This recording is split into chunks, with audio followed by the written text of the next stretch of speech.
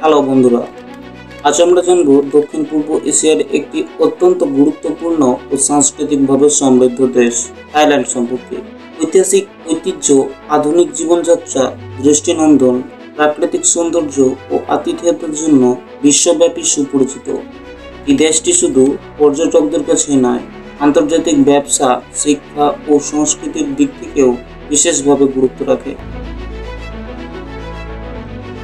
Thailand দক্ষিণ পূর্ব এশিয়ায় অবস্থিত একটি রাষ্ট্র, যার পূর্বে লাওস ও কম্বোডিয়া, পশ্চিমে মিয়ানমার ও আন্দামান সাগর, উত্তরে মিয়ানমার এবং দক্ষিণে মালয়েশিয়া।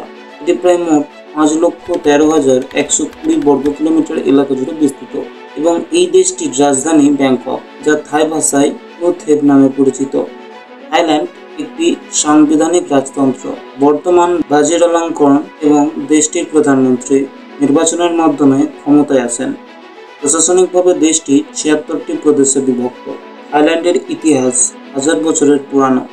সুকোথাই রাজবংশ থেকে শুরু করে আয়ুথায়া ও পরে চিত্র রাজবংশ, থাইল্যান্ডের ইতিহাসে বহু গৌরবময় অধ্যায় রয়েছে। একটি গুরুত্বপূর্ণ বিষয় হলো থাইল্যান্ড কখনো কোনো ইউরোপীয় উপনিবেশের অধীনে ছিল না, যা এশিয়ার দেশগুলির মধ্যে এক বিরল দৃষ্টান্ত।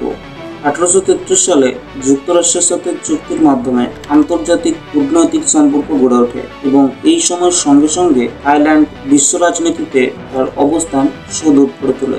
থাইল্যান্ডের রাষ্ট্রভাষা থাই এবং দেশের অধিকাংশ মানুষ এই ভাষায় কথা বলেন। এখানে প্রচলিত ধর্ম হল থেরবাদ, বৌদ্ধ ধর্ম, যা প্রায় 95% মানুষের অনুসৃত। বৌদ্ধ ধর্ম থাই সাংস্কৃতিক শিল্প, সঙ্গীতি ও সামাজিক আচরণের গভীর প্রভাব ফেলেছে। থাই সংস্কৃতি আতিথেয়তা, বিনয় ও পারিবারিক মূল্যবোধে পরিপূর্ণ। থাইরা সাধারণত নম্র ব্যবহার ও শ্রদ্ধা প্রদর্শনে অভ্যস্ত, যেমন ওয়াই নামক সম্ভাষণ রীতি, যা হাত জোর করে অভিবাদনের একটি পদ্ধতি। থাইল্যান্ড দক্ষিণ পূর্ব এশিয়ার অন্যতম বৃহৎ অর্থনীতি। দেশটির জিডিপি মূলত কৃষি শিল্প, রপ্তানি এবং পর্যটনদের উপর নির্ভরশীল। চাল, রাবার, চিনি ও ফলমূলের বৃহৎ উৎপাদক হিসেবে থাইল্যান্ড বিশ্বে পরিচিতি লাভ করেছে। তাছাড়া অটোমোবাইল, ইলেকট্রনিক্স এবং টেক্সটাইল শিল্পে থাইল্যান্ড উল্লেখযোগ্য অগ্রগতি করেছে। ব্যাংকক এবং চিয়ামাই এর মতো শহরগুলিতেও বহু আন্তর্জাতিক কোম্পানি তাদের কার্যক্রম পরিকল্পনা করে থাকে। থাইল্যান্ডকে বলা হয় ল্যান্ড অফ স্মাইলস। একদিকে সুসজ্জিত সৈকত এবং অপরদিকে প্রাচীন মন্দির ও ঘন অরণ্য।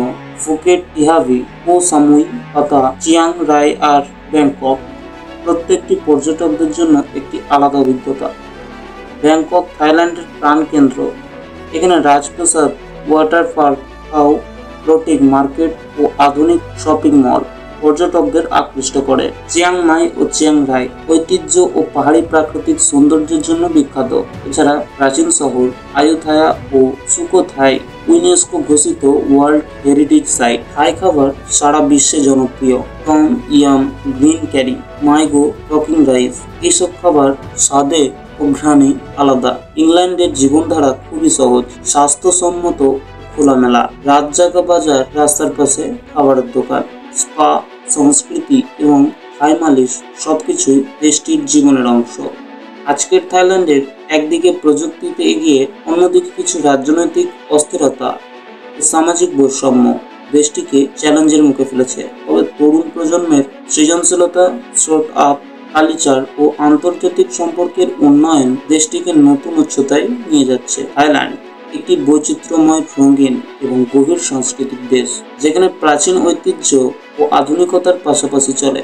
শুধু এটি একটি পর্যটক কেন্দ্র নয়, বরং শিক্ষা, ব্যবসা ও সাংস্কৃতিক যোগাযোগ স্থাপনের জন্য একটি উদীয়মান কেন্দ্র। এবং আপনারা যদি থাইল্যান্ডে বেড়াতে যান, তাহলে শুধু চোখ দিয়ে নয়, বরং হৃদয় দিয়ে দেখবেন, কারণ তখনই বুঝতে পারবেন কেন এই দেশটি এত বেশি বিশেষ, জনপ্রিয়।